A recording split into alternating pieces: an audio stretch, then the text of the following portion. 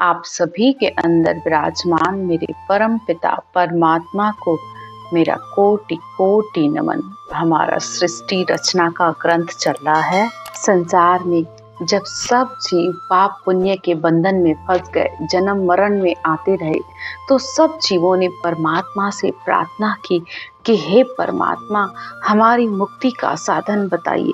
तब परमात्मा ने उन पर दया करके जीवों का उद्धार करने के लिए संसार में संतों को भेजा। और ऐसे संत सत्स्वरूपी संत होते हैं, वो परमात्मा के द्वारा नियुक्त होते हैं।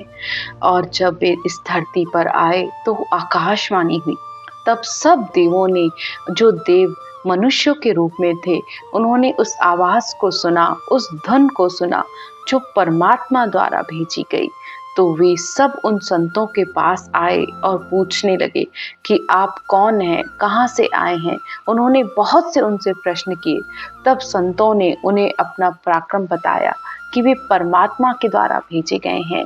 और तब सब देवताओं ने उन संतों के ज्ञान को धारण किया।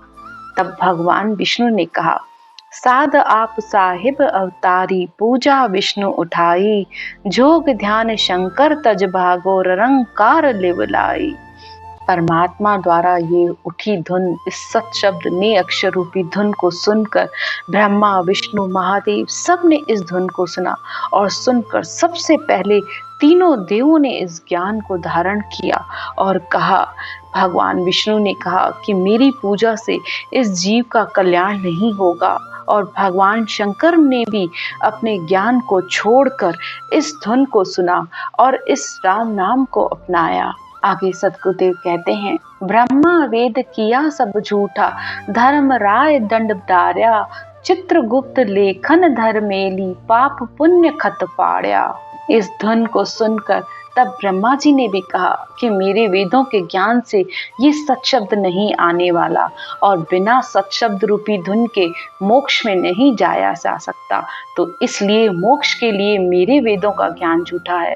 तब ब्रह्मा जी ने श्वास पर श्वास में 70 करोड़ के नाम आते हैं, तो सहज में ही मनुष्य के पाप और कर्मों का खात्मा हो जाता है। और इस तरह वो धर्मराज के बंधन से भी मुक्त हो जाते हैं और चित्रगुप्त अपने इन कर्मों का खाता भी बंद कर देते हैं। और सब आत्माएं इन सब कर्मों और भरमों से मुक्त हो जाती है। तब वह परमात्मा का स्वरूप बन जाती है। इस तरह जीवों का उद्धार होने लगा। सब संत कहते हैं, राम नाम चिंतामणि, मन चिंत्या कारत सरे। तो ये राम नाम ऐसी चिंतामणि है, जो भी इस मन से, निज मन से इसको धारण करता है, उस आत्मा के सारे भरम कर्म खत्म हो जाते हैं और आत्मा निर्वाण पद को प्राप्त होती है।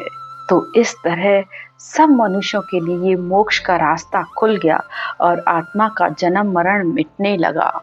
आगे सतगुरुदेव कहते हैं, सगति आए भई संत दासी, शंकर शीश निभावे, धर्म राय को मेल पगातल, हंस मुख को जावे।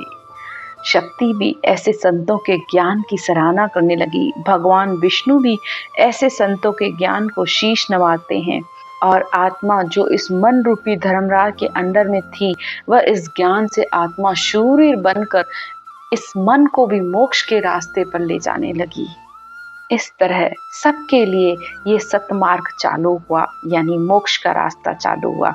अब जैसे जैसे समय निकला, वह संत भी नहीं रहे और देवताओं की भी अवधि समाप्त हो गई और उस ओहदे पर दूसरे ब्रह्मा विष्णु आ जाते।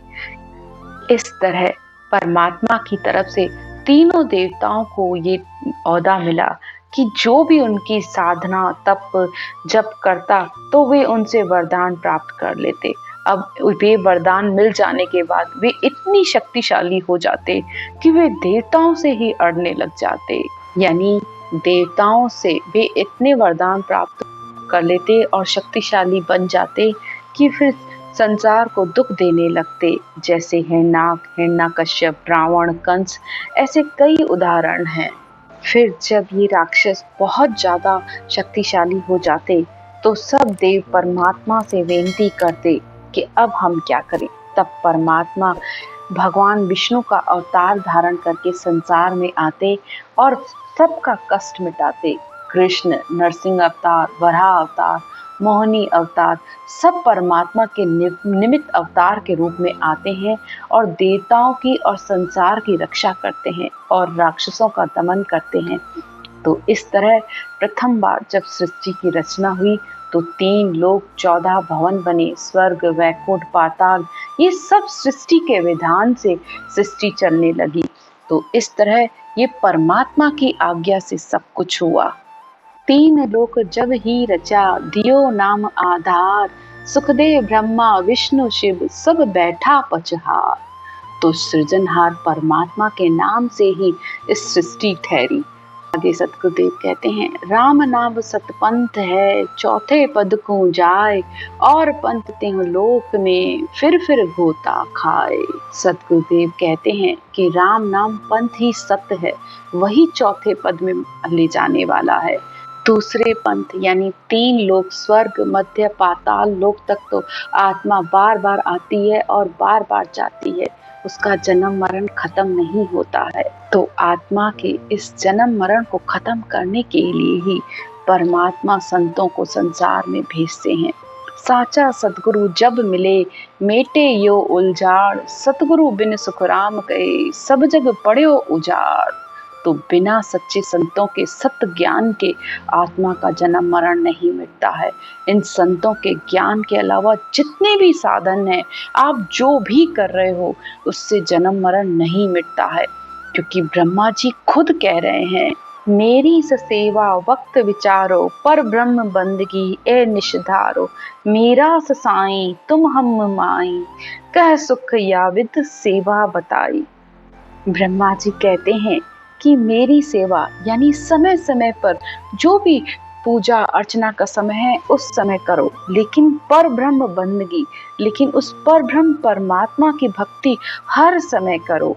मेरा साईं तुम हम माई, यानी वह पर ब्रह्म परमात्मा जो तुम्हारे अंदर भी है, हमारे अंदर भी है, उसकी भक्ति करने पर ही तुम्हारी मुक्ति संभव है। और बाकी समय समय पर पूजा अर्चना करके जो संसार के सुख सुविधा हैं वो तुम हमारी सेवा से प्राप्त कर लो, क्योंकि परब्रह्म परमात्मा की तरफ से उनको यही आज्ञा है कि जो भी उनकी भक्ति पूजा अर्चना करेगा तो वे उनको संसार के सब सुख देंगे। इस तरह सृष्टि रचना के लिए सद्गुरुदेव ने हमें सब कुछ बताया। ब्रह्म अजूनी अमर है, निराकार निर्धार, अनंत अनीति देवा करे, जब लेवे जन अवतार। वह ब्रह्म परमात्मा अजन्मा है, अमर है, निराकार है, उसको किसी का आधार नहीं है। उसके द्वारा ये संसार की रचना में वरदान पाकर जो मनुष्य अनिति करते हैं, तब दोनों तरह के नित्य अवतार और निमित्त अवतार आते हैं।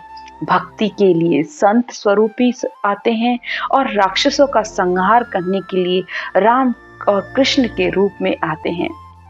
आगे सतगुरुदेव कहते हैं कि जिस प्रकार भगवान कृष्ण के बाद संसार में कोई निमित्त अवतार नहीं आए, तो इसलिए इस समय सृष्टि की रक्षा का भार भगवान कृष्ण के ऊपर है।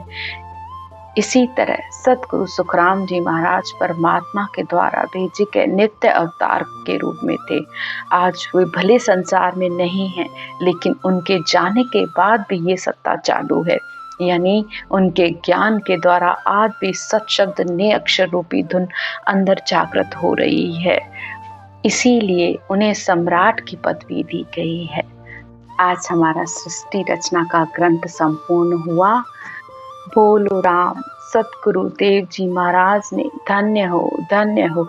परम दयाल सतगुरु सुखराम जी महाराज ने धन्य हो।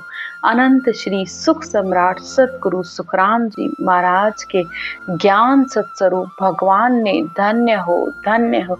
केवली भगवंता ने धन्य हो। जीवा तारण जहाज ने धन्य हो। मोक्ष के मालका ने धन्य हो। अनंत कोटि संताने धन्य हो। राम राम। आज की चर्चा यहीं तक। राम राम।